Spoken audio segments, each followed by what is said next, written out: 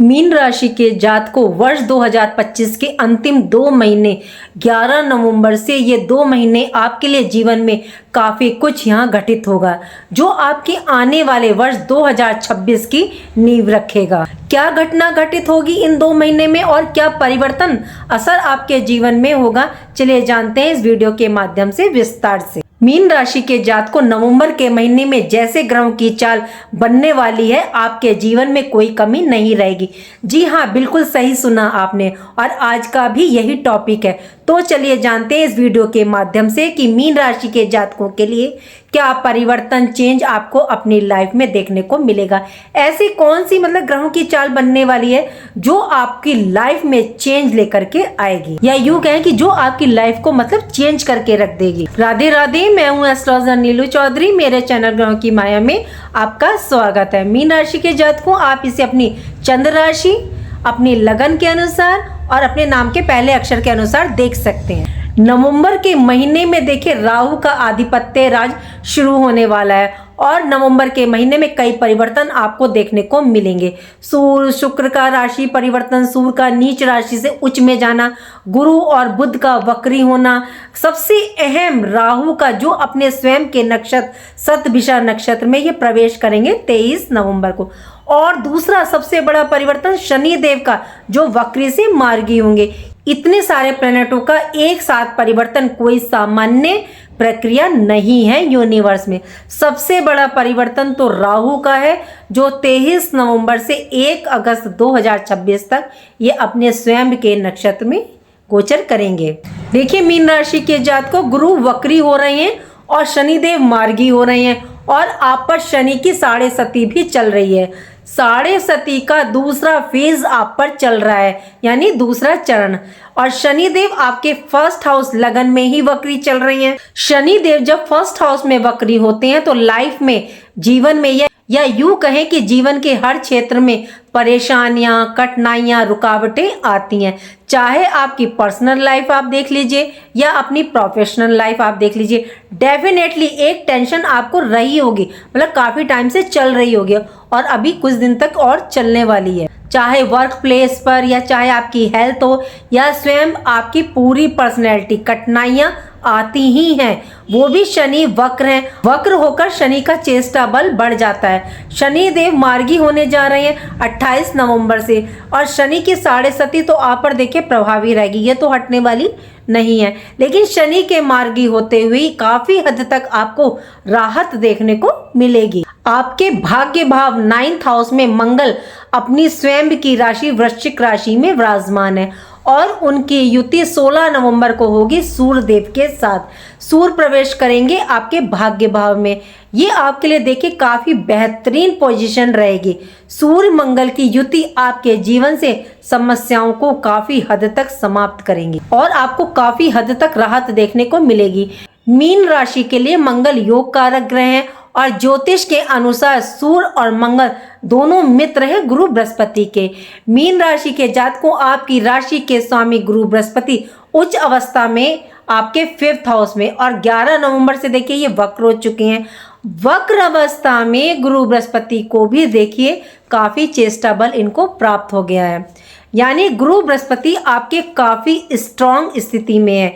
यहाँ थोड़ा सा जो ध्यान आपको रखना है वो रखकर चलना पड़ेगा अपने स्वास्थ्य पर, अपनी सेहत पर। सेहत से जुड़ी समस्याएं आ सकती हैं। इम्यून सिस्टम, पेट संबंधी समस्याएं आपकी बढ़ सकती हैं।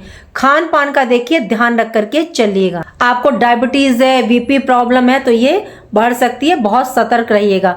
5 दिसंबर तक टेंशन, स्ट्रेस, मेंटल इश्यूज आपको देखने को मिल रहे थे।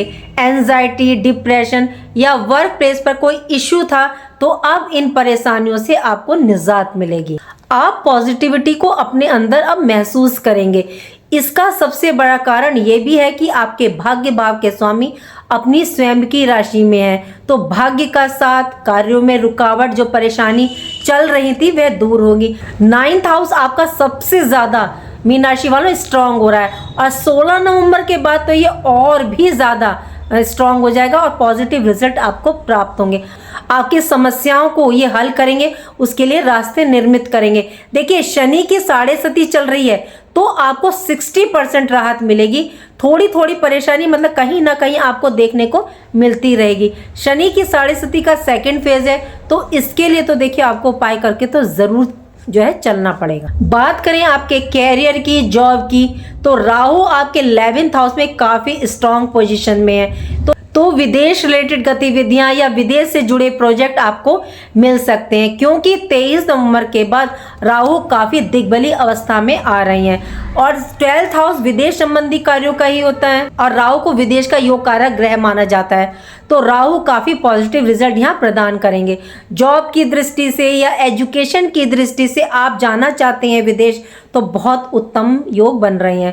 वीजा संबंधी कोई प्रॉब्लम थी तो वो आपकी दूर होगी। 12th हाउस में राहु आपको फॉरेन ट्रेवल करवा सकते हैं। गुरु बृहस्पति आपके 5th हाउस में, यहाँ गुरु बृहस्पति का रिजल्ट आपको काफी अच्छा प्राप्त होगा।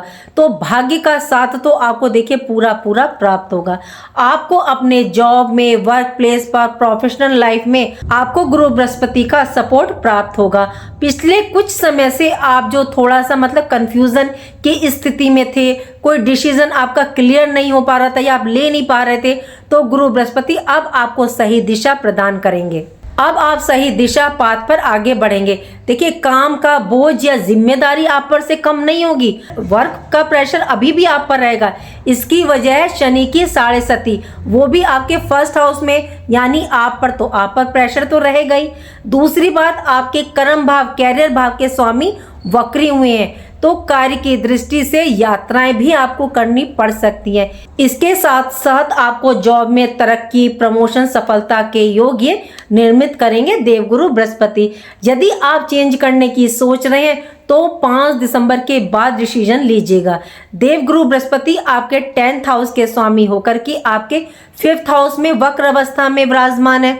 यहाँ काम का प्रेशर जब आप पर बढ़ेगा तो आप में थोड़ा सा देखिए मीन राशि वालों थोड़ा सा चिड़चिड़ापन, गुस्सा आ सकता है। सीनियर बॉस के साथ वाद विवाद, बहस करने से बचें। स्ट्रेस मत लीजिएगा, स्ट्रेस लेने से बचिएगा। जैसे ही शनि मार्गी होंगे आपके 1st हाउस में और शनि आपके 11th हाउस और देखिए 12th हाउस के स्वामी हैं, तो लाभ तो आपको डेफिनेटली होगा। कार्य का, मेहनत का रिजल्ट आपको प्राप्त होगा। व्यय पर थोड़ा सा देखिए नियंत्रण रखिएगा, क्योंकि ये व्यय भाव के भी स्वामी हैं। बिजनेस व्यापारियों के लिए आने वाला समय काफी अच्छा है। वृद्धि तो देखने को मिलेगी, लेकिन खर्चों पर बैलेंस रख करके चलिएगा। सेविंग देखिए आपकी इस टाइम ना के बराबर रहेगी। क्यों? क्योंकि शनिदेव लाभ भाव और आय भाव के साथ साथ व्यय भाव के भी स्वामी हैं। तो आय तो आपको हो रही है, लेकिन आपके खर्च भी साथ साथ हो रहे हैं। तो प्लीज थोड़ा सा बैलेंस बना करके रूटीन में चलें। शनि के मार्गी होते ही वैवाहिक जीवन में आपको काफी राहत देखने को मिलेगी। वक्र शनि की दृष्टि आपके 7th हाउस मैरिड लाइफ पर पड़ रही थी, तो मैरिड लाइफ में 100% प्रॉब्लम आ रही होगी। चाहे लाइफ पार्टनर का दूर जाना या लाइफ पार्टनर के सेहत को लेकर के छोटे मोटे विवाद होना या वैचारिक मतभेद का होना आपको देखने को मिल रहे होंगे। लाइफ पार्टनर के स्वास्थ्य पर भी अभी आपको थोड़ा सा ध्यान रख करके चलना पड़ेगा, क्योंकि 7th लॉर्ड आपके 8th हाउस में है, तो प्रॉब्लम आ सकती है स्वास्थ्य में। इस टाइम आपके पार्टनर का स्वभाव थोड़ा सा सिक्योरिटिव रहेगा, मतलब अपनी बात वो आपसे कम शेयर करेंगे। माता के स्वास्थ्य का देखिए ध्यान रखिएगा। माता के साथ वाद विवाद मतलब कि उनसे कोई मनभेद, वैचारिक मतभेद हो सकता है, तो ऐसी स्थिति उत्पन्न ना हो तो वाणी पर देखिए कंट्रोल रखिएगा। कोई जरूरी नहीं कि आपकी गलती हो, कई बार ऐसा होता है कि सिचुएशन को संभाल लेना चाहिए, क्योंकि आपके 4th हाउस के स्वामी बुध 8th हाउस में है और 8th हाउस में बुध देखिए सबसे खराब रिजल्ट प्रदान करते हैं। तो यहाँ आपको अपनी माता और लाइफ पार्टनर के सेहत का ध्यान रखना है। यदि आप इन्वेस्टमेंट करने की सोच रहे हैं तो उसके पूरे पूरे योग आपके लिए निर्मित हो रहे हैं और लाभ की प्राप्ति भी आपके लिए संभव है। यदि आप share market, trading, long term invest आपने कर रखा है या करने की सोच रहे हैं, तो उसमें आपको लाभ की प्राप्ति देखने को मिलेगी, क्योंकि 5th हाउस के स्वामी की दृष्टि आपके लाभ भाव पर है। संतान की प्राप्ति के देखिए योग बन रहे हैं। अगर आप संतान प्राप्ति के इच्छुक हैं तो इसके पूरे पूरे योग बना रहे हैं देवगुरु बृहस्पति। 5th हाउस संतान का है, तो संतान को लेकर के आपके मन में जो टेंशन चल रही थी, चिंताएं थी, वो अब दूर होंगी। चाहे विवाह को लेकर के हो, कैरियर को लेकर के हो, उनकी एजुकेशन को लेकर के हो, तो देवगुरु बृहस्पति अब इन चिंताओं को समाप्त करेंगे। शिक्षा एजुकेशन की दृष्टि से स्टूडेंट्स के लिए काफ़ी उत्तम रहेगा। हाई एजुकेशन के लिए यदि आप बाहर जाना चाहते हैं तो उसके पूरे पूरे योग बन रहे हैं, क्योंकि राहु भी 12th हाउस में है, तो ये पूरे योग बना रहे हैं। देखिए मीन राशि के जातक को यहाँ मैं आपको वार्न भी कर रही हूँ, यदि आप जॉब चेंज करने की सोच रहे हैं तो थोड़ा सा रुक जाएं। ये समय आपके लिए उपयुक्त नहीं है। जहाँ आप कर रहे हैं तो बड़ी सावधानी पूर्वक वहाँ पर भी करें, थोड़ा सा समय निकाल दें। हो सकता है कि वर्क प्रेशर में आकर के आप चेंज करने की सोच लें या आपके मन में आ जाए, तो अभी ना करें। एक बात का ध्यान रख करके चलें मीन राशि वालों कि पर्सनल लाइफ में और प्रोफेशनल लाइफ में थोड़ा सा ध्यान से सतर्कता के साथ चलें। कोई इल्जाम बदनामी आप पर ना आ जाए, क्योंकि बुध आपके 8th हाउस में है। बात करते हैं सबसे अहम प्लेनेट के परिवर्तन की, राहु देव की। 23 नवंबर को होने वाले एक बड़े ग्रह गोचरी परिवर्तन की। ये गोचर लगभग 7 वर्ष के पश्चात हो रहा है। 23 नवंबर की दोपहर 1:22 पर राहु महाराज शतभिषा नक्षत्र के चतुर्थ चरण में प्रवेश करेंगे। ये राहु का देखिए अपना नक्षत्र है और राहु वक्र गति से चलती हैं, और ये नक्षत्र तीनों नक्षत्रों में सबसे शक्तिशाली माना जाता है। और इनके जो 3 नक्षत्र होते हैं वो स्वाति नक्षत्र, आद्रा नक्षत्र और शतभिषा नक्षत्र, ये सबसे पावरफुल माना जाता है। राहु का शतभिषा नक्षत्र 100 हीलर्स 100 वेदों की तरह कार्य करता है, और जो अंडरवर्ल्ड के काम होते हैं और जो 2 नंबर के काम होते हैं उनके लिए भी देखिए शतभिषा नक्षत्र से ही देखा जाता है कि आपको सफलता मिलेगी या नहीं। और जो राहु हैं वो अपने आप में एक षड्यंत्रकारी, एक क्रांतिकारी विद्रोही हैं, जो एक तख्ता पलट की पावर रखते हैं। तो ये आपके जीवन में भी तख्ता पलट कर सकते हैं, मतलब आपके जीवन में चल रही परेशानियों से आपको निजात दिलवा सकते हैं। और राहु देव 23 नवंबर को अपने स्वयं के नक्षत्र शतभिषा नक्षत्र में प्रवेश करेंगे, और ये यहाँ 1 अगस्त 2026 तक गोचर करेंगे आपके 12th हाउस में। राहु 12th हाउस में देखिए आपके कर्मों के फल के अनुसार रिजल्ट देते हैं। यदि आपने दूसरों का हक मारा या दूसरों को कष्ट दिया तो ये आपको दंडित करते ही करते हैं, क्योंकि ये शनिदेव न्याय के देवता की राशि में गोचर कर रहे हैं। यहाँ कहा जाए तो ये आपको मिश्रित रिजल्ट प्रदान करते हैं।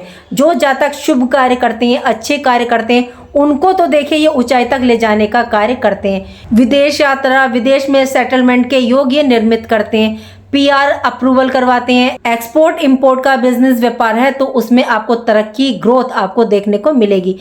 ये भाव चैरिटी का भी होता है। धर्म अध्यात्म से जुड़ करके कार्य करते हैं यदि आप, तो ये आपको 100% रिजल्ट देंगे। इन्वेस्टमेंट करने की दृष्टि से काफ़ी उत्तम है। प्रॉपर्टी, शेयर मार्केट में आप इन्वेस्ट कर रहे हैं तो काफ़ी उत्तम रहेगा। थोड़ा सा बस देखिए राहु भी यही कह रहे हैं कि आपको व्यय पर कंट्रोल रखना पड़ेगा।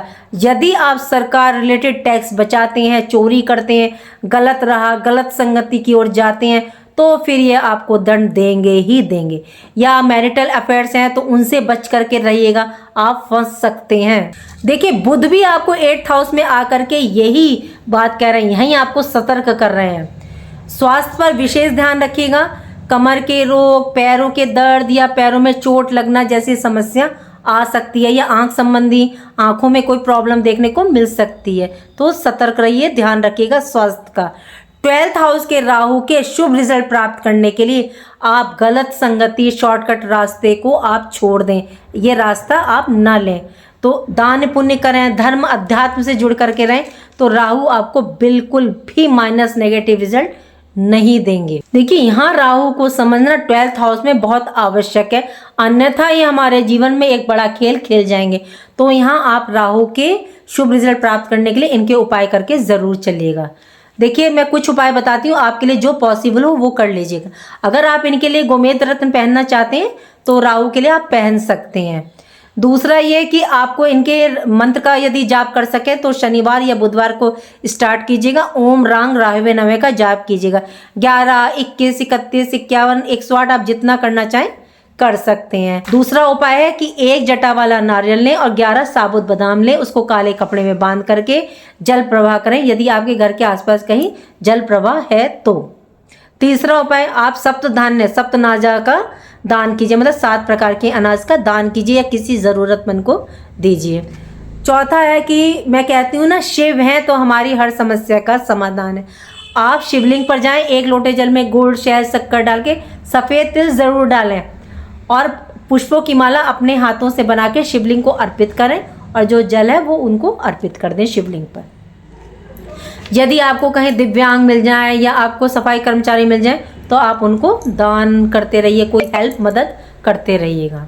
एक गुरु बृहस्पति के लिए उपाय कीजिएगा। गुरु बृहस्पति को आप हमेशा मजबूत करके चलिएगा, क्योंकि एक तो ये आपकी राशि के स्वामी है। मैं हमेशा कहती हूँ कि अपने राशि के स्वामी को जो है आप हमेशा उच्च करके चलें, तो आपके कैरियर में जो रुकावटें आ रही होंगी या स्वास्थ्य संबंधी वो परेशानी दूर हो जाएगी। तो आप विष्णु सहस्त्रनाम का पाठ कीजिए या सुन लीजिए और आप गुरु मंत्र कर सकते हैं, ओम ग्राम ग्रीम ग्रौम से गुरुवे नमः, तो उसका जाप कीजिए और बृहस्पतिवार को 1 लोटे जल में हल्दी डाल के आप केले के वृक्ष पे अर्पित कर सकते हैं। साढ़े सती के लिए तो आप हमेशा ही गरीबों की सेवा करें, नीचे के तबके के लोगों की मदद करें और आप हनुमान जी की पूजा करें, उनको मीठा पान चढ़ाएं या चोला चढ़ाएं, तो आपको साढ़े सती कोई प्रभाव नहीं डालेगी।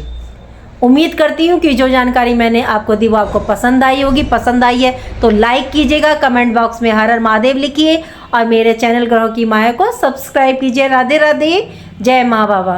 देखिए आप लोग ना कमेंट ज़रूर करा करें, क्योंकि कमेंट करने से हमें ये पता चलता है कि हम जो बता रहे हैं वो आप पर कितनी सटीक बैठ रही है, या जो गलती है जो हमसे रह गया है पार्ट उसको हम ठीक कर सकते हैं। कि पूर्ण ब्रह्मा तो कोई भी नहीं है, हम भी ये ज्ञान जो है प्राप्त कर रहे हैं कि जितना सीखा जाए उतना कम रहता है। राधे राधे।